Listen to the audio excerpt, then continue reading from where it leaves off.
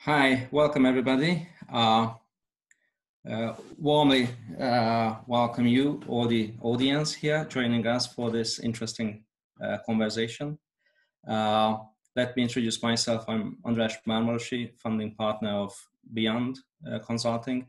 We are dealing with employee experience and employee branding consulting. And today, the partner in this conversation is going to be Zdravka Bubalo.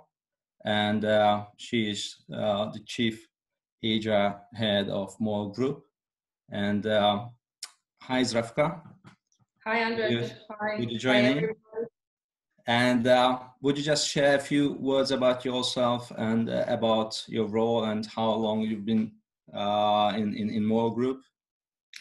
Hello, everybody, and thank you for the opportunity. Also, thanks to HR Fest. So as András introduced, my name is Zdravka Demeter Bubalo. I'm in charge of MOL Group HR. Actually, at the beginning of COVID crisis, I celebrated 10 years at MOL Group. So it was a nice decade, which come with different challenges, I would say 3 months ago. As you know, MOL is an international integrated oil and gas, and we have more than 30 countries that we operate. And basically, I'm in charge for people topics for around 26,000 employees. I would assume that the last 2 months was very special for you, and not just for you, but being in charge for HR for this huge organization. I think it has certain challenges. Now, what we are going to discuss today is that what was your experience regarding the people, the engagement of the people, the motivation of the people? How did MOL cope with this crisis situation? Well, let me maybe start on the broader terms. I believe that for all of us, last 2.5 months was really a period where we were pushed out of our comfort zone, I would say, both professionally and privately. And I believe also in HR, me professionally, but the whole MOL organization, we also in a way re-evaluated professional topics during the pandemic. And we also concluded that our strategies and the way forward will not be exactly the same as before. What we clearly learned and what I can share, I think, with all the colleagues listening is that basically the biggest digital jump and transformation were led, fortunately or unfortunately, by COVID, but resilience and agility in that terms, I think, speed it up. And one of the basic learnings were also that remote work that was hitting us will really change the future of our workplace on a more broader terms.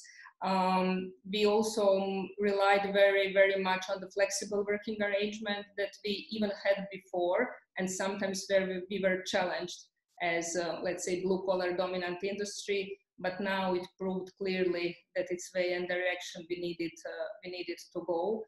And what we also discovered that in terms of pandemic collaboration tools, the ones that we are using right now are of essential, I would say, importance. So this digital jump transformation in blend with agility and resilience, I think, were the key highlights, what we did. And going digital is something which is clearly now on our roadmap even more, I would say, than before. Mm-hmm. Coming back more plastic to the HR, we really focus now on rethinking our systems and processes, because we discover that as a leaders, as a professionals, as employees, we can be much more quicker and much more agile than we thought. So the importance of agility and resilience I cannot stress enough. So I will repeat myself a couple of times, but this was the biggest learnings in a nutshell.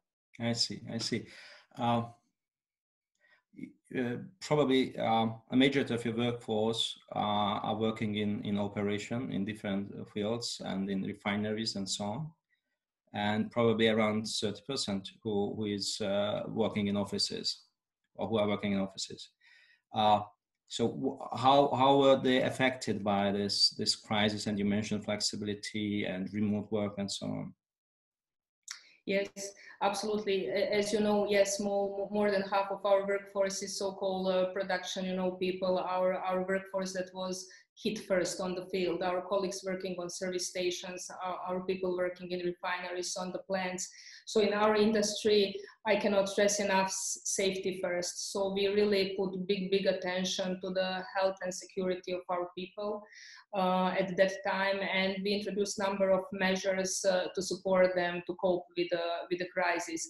So from different pandemic allowances from Pakistan, for example, which is now actually very much hit. We have also Russian operation.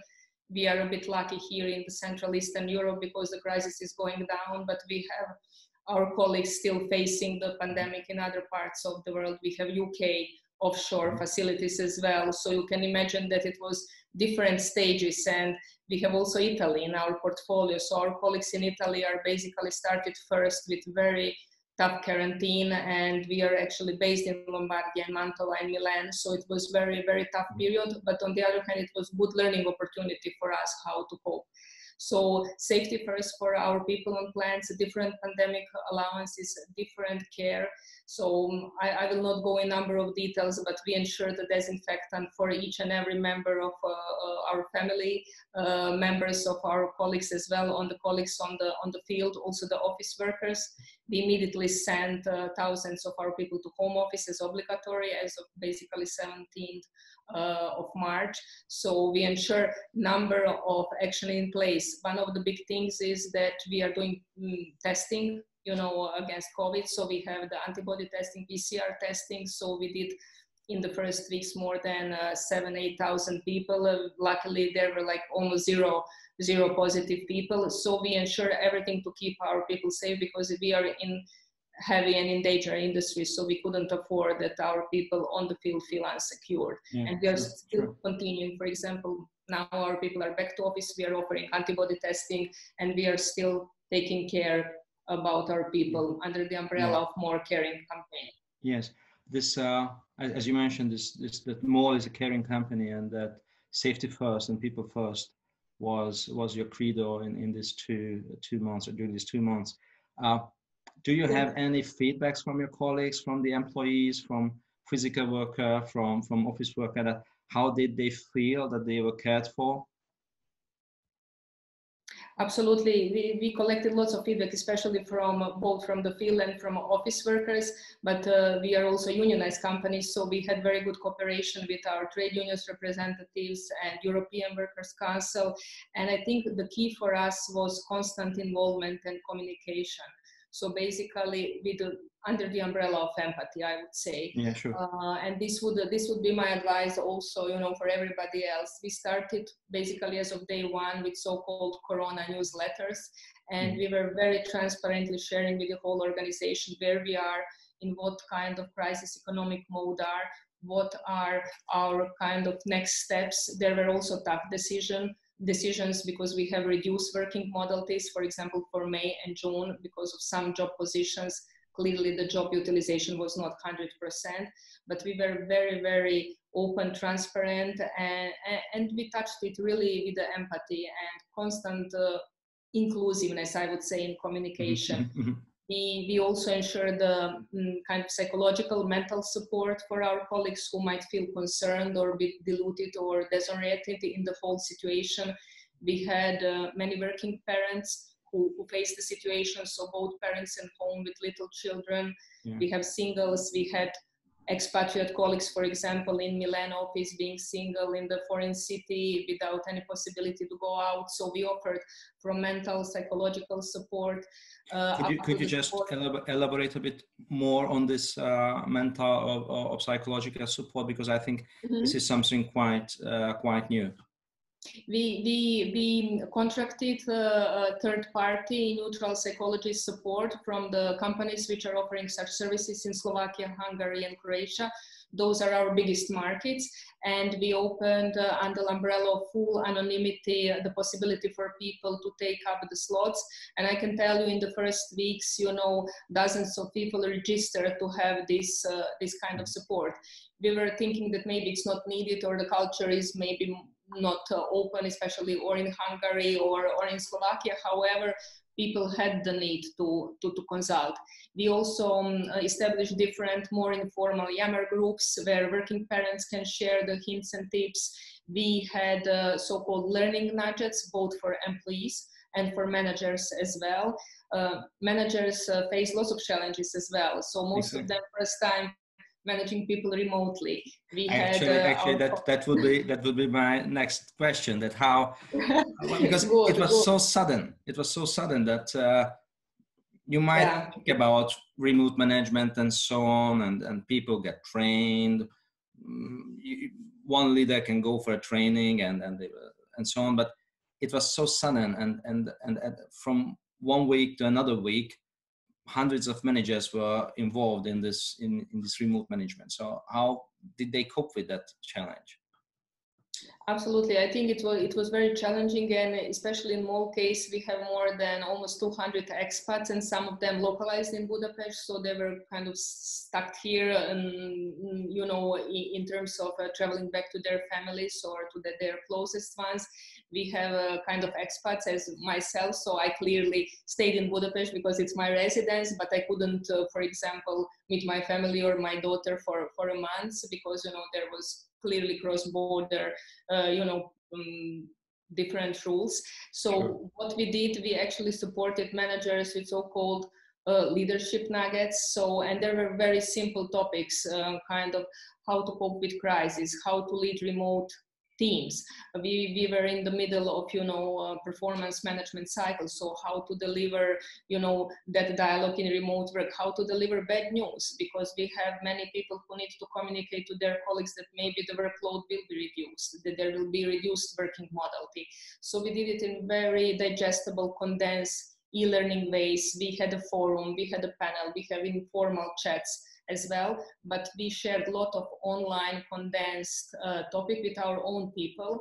We had many managers and leaders volunteered like this way to share their experience. It was broadcasted, it was shared in a let's say learning framework, but it was very much appreciated because lots of people never did it.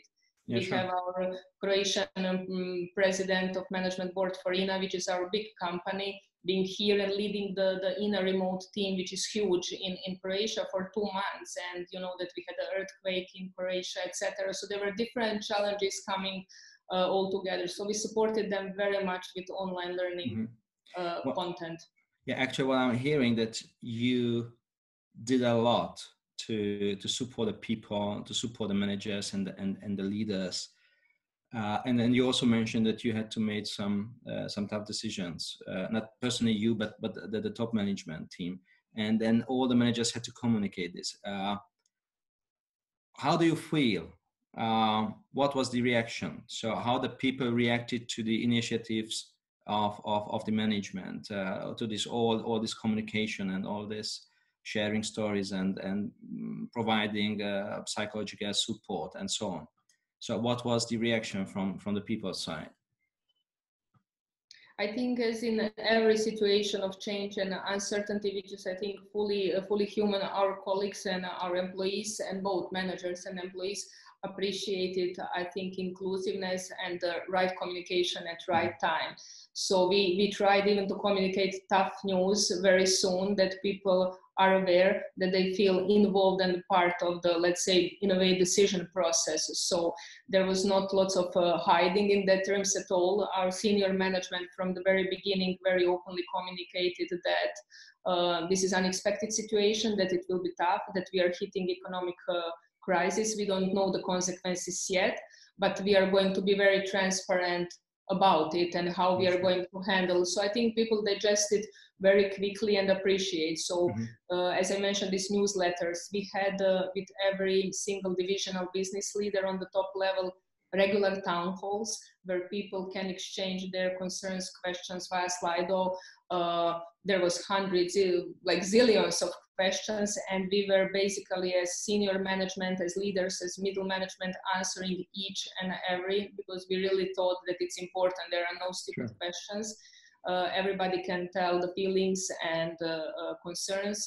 So we involved a lot. We also communicated via our employee relations representatives. We said, like, tell us everything what you might bring to the table, because we want to know, we want to feel the pulse of the organization. So I think that this was the key. So not putting the kind of the gap in between, you know, employees and managements and the company, but rather involving, even if it's not the happiest news.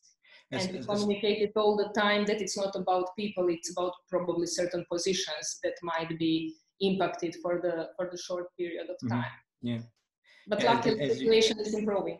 As you mentioned, that transparency, inclusiveness was absolutely key. And empathy. Yeah, sure. Now, focusing on the core markets, Slovakia, Hungary, and Croatia. Now, the pandemic situation is improving here, getting better and better, and so on. And you are in a big project, at least in Hungary, just this new office building. Do you have any idea that how all the past experiences might change your way of working in the near future? So what do you think? What will be the new normal? Yeah, that's a good question, and surely we rethought, you know, our MOL campus. However, even when we started the project, we were building, you know, the office, that workplace of the future. And I would not say it's about facility, but we were already, even when we started the project, thinking about collaboration space. So I think this will not change, and we already had in mind lots of flexible working arrangement, not planning with a full, you know, people utilization, etc.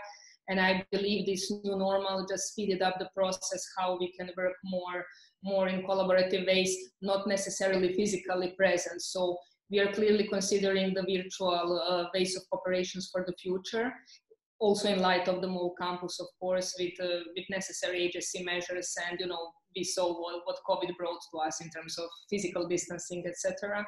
But what we are clearly seeing, and also in my profession and as HR, that we are going to rely much more on the online, for example, recruitment. So necessarily we will not maybe need everybody sit in Budapest doing the Budapest job positions, but people can do it even remotely. So I think it's opening actually great opportunities for the global talent market as well. So this is something that we are also reconsidering in that terms.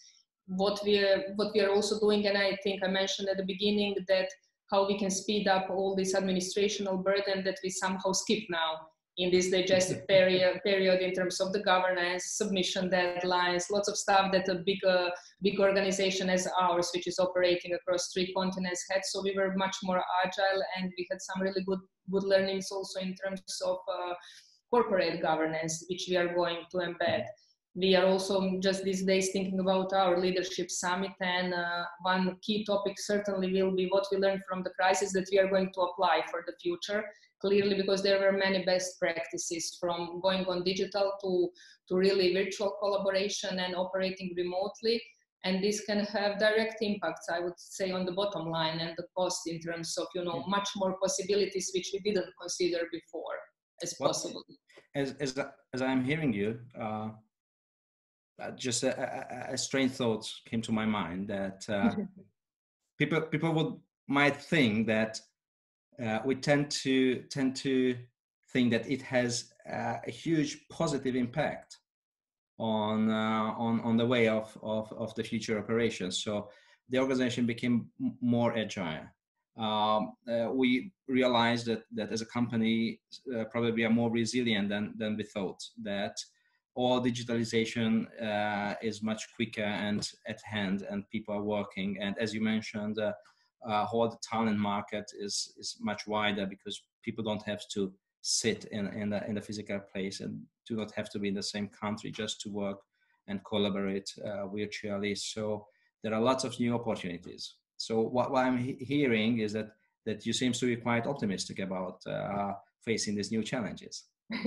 I'm usually a very optimistic person. I'm kind of a self-starter, so for me tomorrow is always another day, and I tend to tell for myself that I'm always seeing really the glass half full.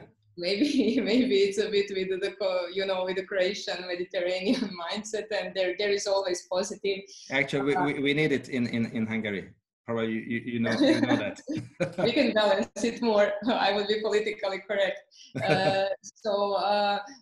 But I really believe professionally, we need to look at the opportunities. Of course, it was not easy. Of course, that we are rethinking our strategy. Of course, that the financials are probably not there. Sure. There we are. You especially know oil and gas business. We were hit twice with the oil price and then with COVID. So we are really having hard times in that terms. But I think exactly this agility and the ways how we can navigate really quickly can be seen as opportunity, and we should do it across the board, no matter function or business. And I just wanted to flag one example, you know, in Hungary, but as well in Croatia and in Slovakia, we really quickly turned, you know, from producing, for example, the glass cleaning water into the disinfectant production, which was needed in the COVID. And I think this was a great sign of agility and how innovation can boost and flourish even in the hard times. And there was no official need for empowerment or accountability. Our guys who are working in the lube business, lubricant business, they just switched and they produced this fantastic product, which was helping really. It has a purpose, like societal, but as well for the company innovation. And I think this is exactly the example how even in the crisis you can turn for the better, for the common benefit. So I think we should follow those examples. Sure. And probably one last question, because we have to be taking care of the time frame as well. So as you mentioned, that of course MOL as an employer brand had some certain characteristics or specific before the crisis. Has it changed during that, or how do you feel about? Yeah, sure. It didn't change. We wanted to be the first choice of our employees before, and we clearly want to be now. And I think it just changed the way how we are going to communicate, you know, our value proposition. What we realize is that we really need to rely on our people, you know, from within as ambassadors, because now in the crisis, we saw all those heroes who were doing like good job on MOL, especially our frontliners in refineries, ensuring the energy supply basically of 3 core markets in the region. Our service station, you know, colleagues who were selling and in times of crisis were probably the only, let's say, retailing spot, for example, in Croatia, where for weeks you couldn't buy anywhere else anything. So we saw the power of our brand with our internal ambassadors, and we will build on this even more in the future. We still want to be the first choice. However, as mentioned before, we will rethink the channels and where we are sourcing this global talent. So more online recruitment, is remote working, probably more a proportion of this. Is it place of work fixed, flexible working arrangements? So we will rethink. We already had it introduced, but now it's opening up, I think, the more opportunities. So the way how we employ our workforce, our strategic workforce planning and utilization of workforce will be probably different, but the brand, I think, still wants to be first choice of all employees, and no matter in which working model. Is it freelancer, is it permanent? So I think we all are rethinking this anyhow. Thank you very much. I really enjoyed it. If there's anything what you want to add at the end of it. Thank you very much for the opportunity. I hope there will be no other hits, so that what we learned we can implement, that there will be no bigger challenges, and wishing all the best to all HR professionals and the colleagues who are watching.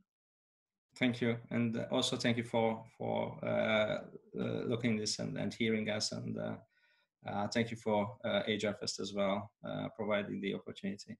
Thank you. Bye-bye. Bye. Bye-bye.